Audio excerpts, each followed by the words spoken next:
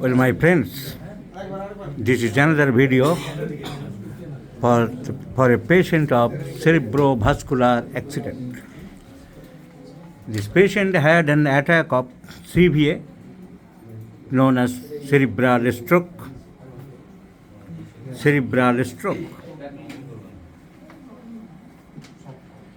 Previously, name was apoplexy. Now, the apoplexy name is converted as stroke or cerebral stroke, and the present name is CVA or cerebrovascular accident.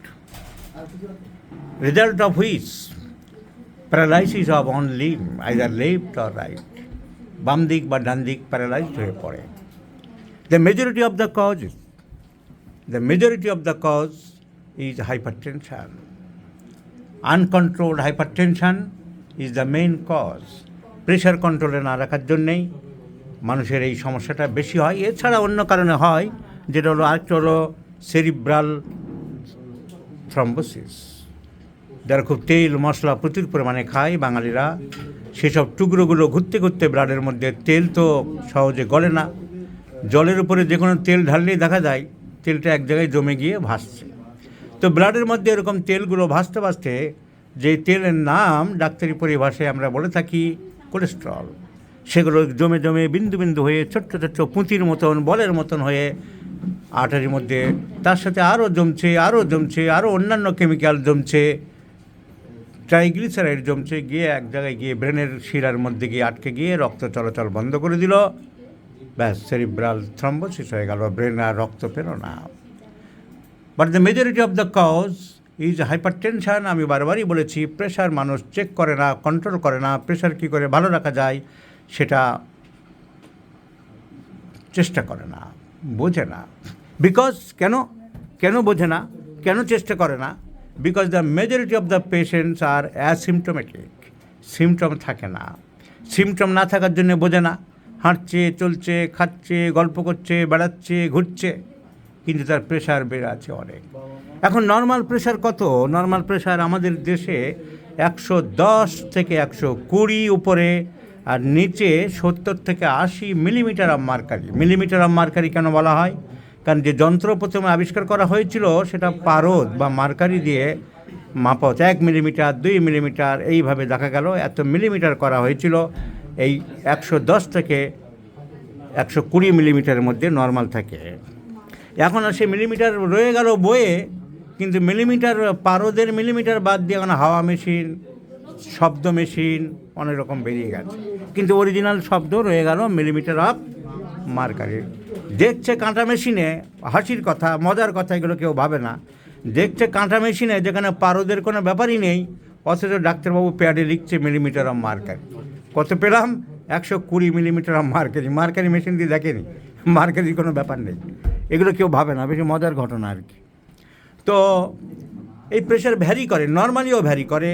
Normally vary করে মানে 110 থেকে 120 যেটা normal আমাদের দেশে, সেটা 140 পর্যন্ত উপরে ভ্যারি করতে পারে, আর নিচে 90 পর্যন্ত ভ্যারি করতে পারে। এই variation depends on different factors. কিন্তু এটা নর্মাল রেঞ্জ, এটা নর্মালের মধ্যে ধরা হয় normal. But the term is বিপদ সংকেত, যেটা বলা হয়। আমরা ছোটোর থেকে রেডিওতে খবর শুনতাম, ঘূর্ণিঝড় আসছে, বিপদ সংকেত দেওয়া হচ্ছে নদীর মাঝিদের।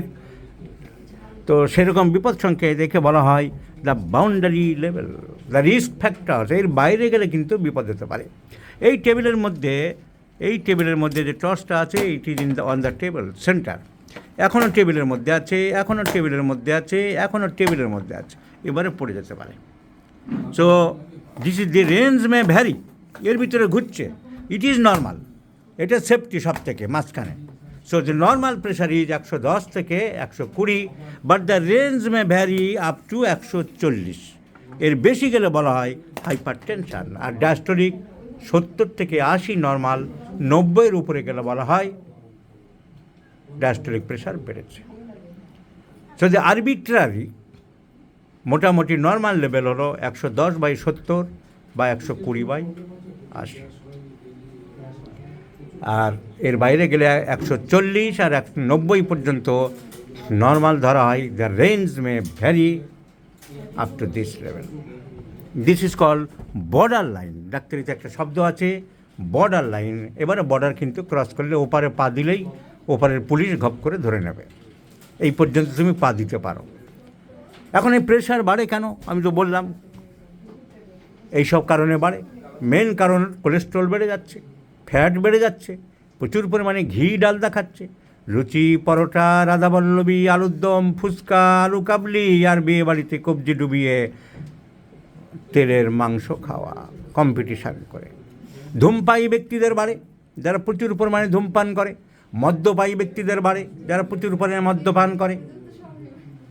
তামাক যারা খায়, তামাক কিন্তু অনেকভাবে খায়।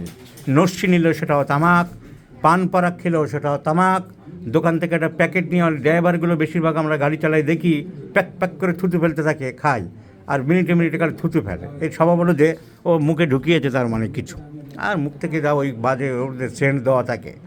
তো এই সমস্ত কারণ হতে পারে পান পরাগ, জর্দা, তামাক, বিড়ি, সিগারেট, মতিয়ার তামাক গ্রামের দিকে লোকে খায়। তারপরে নস্যি, হাতে চড় মেরে মেরে যেটা ওই খৈনি ঢোকাচ্ছে, সবই তামাক। So tobacco, alcohol, fatty foods mental tension থেকে বাড়তে পারে।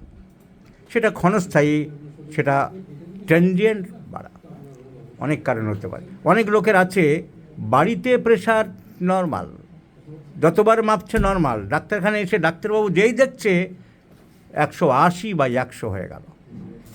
একে বলা হয় হোয়াইট কোট হাইপারটেনশন। সাদা জামা কোট পরে আছে, হোয়াইট কোট হাইপারটেনশন।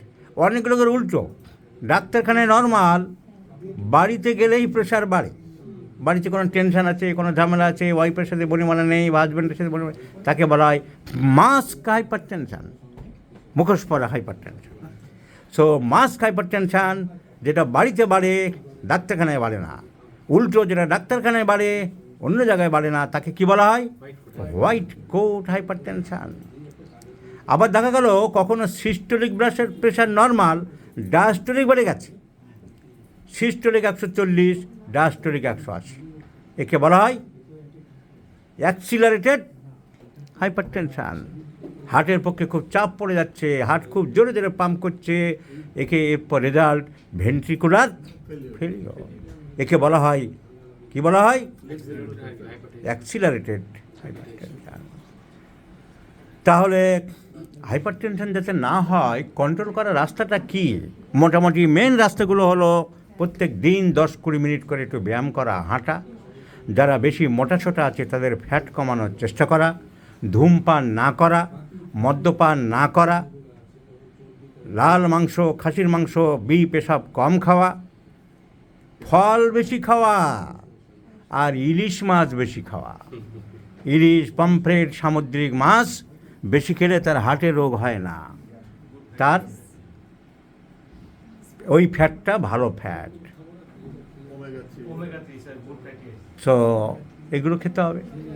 তাই ইলিশ খাওয়া ক্ষতিকর নয়, সমুদ্রের মাছ খাওয়া মোটেই ক্ষতিকর নয়। So this is about hypertension. এই হাইপারটেনশন কন্ট্রোল না থাকলে ব্রেনের যে আর্টারি উঠেছে পিছন দিক থেকে ভার্টিব্রাল আর্টারি, আর সামনের দিক থেকে কি আর্টারি? সামনের দিক থেকে ইন্টারনাল ক্যারোটিড আর্টারি। এই দুটো আর্টারির এ কিছু ব্রাঞ্চ দিল, ও কিছু ব্রাঞ্চ দিল, দিয়ে র্যামিফাইং হয়ে গেল।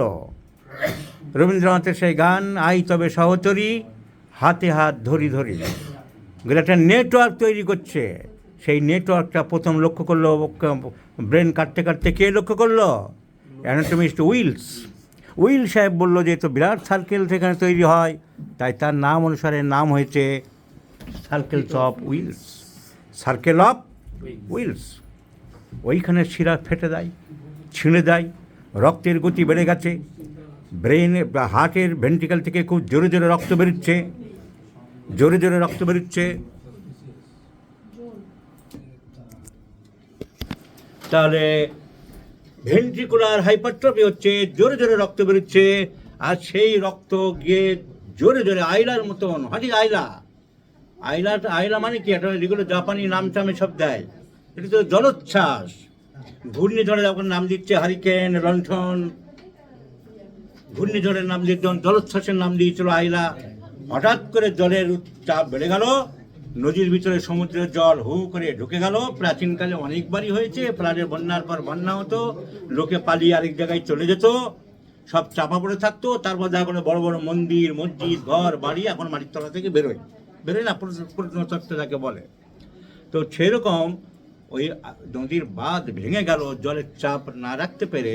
তো শিরার মধ্যে যখন রক্ত জোরে চলাচল করছে, এত চাপ সহ্য করতে পারলো না, এক জায়গার শিরা ফেটে গেল।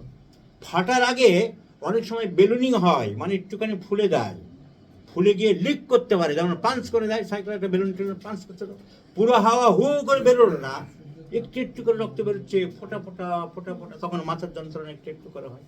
আমার না আজকাল খুব মাথার যন্ত্রণা হচ্ছে, সকালবেলা ডাক্তারবাবু আমার খুব গ্যাস হয়েছে। গ্যাস কী করে বলে, মাথা যন্ত্রণা, গ্যাসের বড়ি খাই। আসলে গ্যাসের নয়, প্রেশারের ওখানে বেলুনিং হয়ে গেছে, লিক করেছে। দোকান থেকে, পচার দোকান থেকে গ্যাসের বড়ি কিনে খাচ্ছে, প্রেশার চেক করালো না। একবার এক স্কুল মাস্টার, হাই স্কুলের মাস্টারমশাই আমাকে বলতে, ডাক্তারবাবু একটু গ্যাসের ওষুধ দিন। আর কি অসুবিধা? আর কিছু লাগবে না, আপনি গ্যাসের ওষুধ দিন। তখন বয়স অল্প ছিল, কার্বোভেজ, চায় না, এসব মারছি। 3 মাস পরে আছি তো ভালো, কিন্তু সেই মাথা ব্যথা আমার গেল না। মাথা ব্যথা তো কোনো দিন বলেননি, গ্যাস তো আপনি প্রত্যেকবার বলছি না আমি গ্যাসের থেকেই তো হয়। আপনি কি করে বুঝলেন গ্যাসের থেকে হয়? এই হচ্ছে কারবার। প্রেশার দেখা গেল ওই accelerated hypertension. So this is about hypertension. আর এই হাইপারটেনশনের ফলশ্রুতি লোকে সেরিব্রোভাস্কুলার অ্যাক্সিডেন্ট, যখন অল্প অল্প করে ফোটা ফোটা করে রক্ত বেরোচ্ছে, হেডেক হতে পারে, অ্যারাকনয়েড স্পেসে ব্লাড জমতে পারে। আর যখন শিরা বড় করে ফেটে গেল, তখন কলকল করে রক্ত বেরিয়ে জায়গাটা আর কাজ করতে পারছে না। যেমন মাঠে একটা ঘাসের উপরে ইট চাপা দিলে কদিন পরে তুললে দেখা যায় যে ঘাসগুলো অন্য কালার হয়ে গেছে, কাজ করতে না পারছে না। তাহলে এখানে যদি কাজ করতে না পারে ব্রেনের ইন্টারনাল ক্যাপসুল বা অন্য জায়গা, তাহলে কি হয়? Paralysis of the parts, paralysis হয়ে যায়, মুভমেন্ট রেস্ট্রিক্টেড হয়ে যায়। there is no controlling power, there is no controlling power at all, there is no controlling power, the balance is totally lost. And one of the homeopathic important medicines, the great discovery of Hahnemann is tinctura sine acris cari. যদি অন্য symptom কিছু থাকে, যদি যে পার্টে হয়েছে, যে side, সেই সাইডটা যদি বেশি শুকিয়ে যেতে থাকে, the medicine is plumbum metallicum. তার সাথে যদি কনস্টিপেশন থাকে, সেই পার্টটা যদি শুকিয়ে যেতে থাকে, plumbum metallicum is the best remedy. যদি ট্রেম্বলিং থাকে, পার্টস ট্রেম্বলিং, কাঁপছে বেশি, আঙুল কাঁপছে, পা কাঁপছে, zincum metallicum is the very important medicine. So all the medicines do be select by symptom similarity. This patient is anxious, many words here and there, sympathetic, sleep disturbed. So the symptomatology, the patient requires Hahnemann's tinctura sine, and multiplication is there, you have written. So causticum is the choice of